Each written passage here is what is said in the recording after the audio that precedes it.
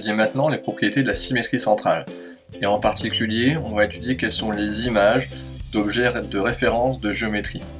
Par exemple, on va se demander quelle est l'image de cette droite par la symétrie centrale de centre haut.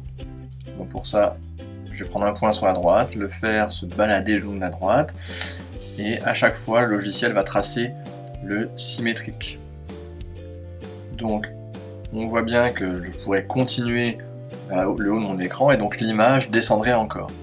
Ainsi, on obtient une autre droite, une droite qui lui est parallèle. Ainsi, l'image d'une droite par une symétrie centrale est une droite parallèle. On dit que la symétrie centrale conserve le parallélisme. Demi-droite d'origine A. Même principe, on va faire la symétrie centrale de centre haut. Donc notre point M.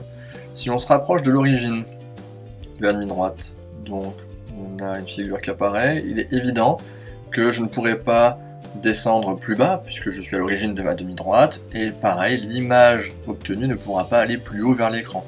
En revanche, de l'autre côté, bien entendu, je peux continuer à l'infini, et donc mes images vont descendre ainsi à l'infini. Donc l'image d'une demi-droite par une symétrie centrale est une demi-droite, et l'origine de la demi-droite image correspond à l'image de l'origine de la droite de départ. On s'intéresse maintenant au symétrique d'un segment. Donc un départ, donc là aussi, mon image aura un départ,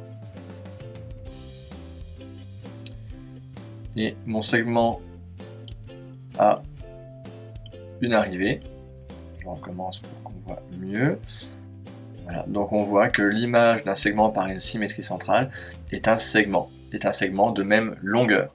On dit que la symétrie centrale conserve les longueurs. Ensuite, si on s'intéresse à la symétrie centrale d'un cercle, donc on va obtenir là encore un cercle, d'accord, de même rayon. Et il se trouve que le centre du cercle image, eh bien, ce sera l'image du centre du cercle par la symétrie centrale de centre haut. Donc l'image d'un cercle par une symétrie centrale est un cercle de même un rayon. Intéressons-nous maintenant au symétrique d'un angle. Alors, si on prend un angle avec une mesure donnée, je prends un côté de l'angle, on obtient un autre côté.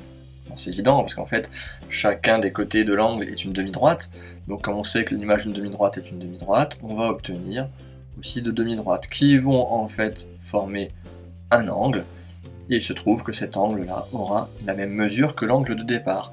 Ainsi, on dit que la symétrie centrale conserve les angles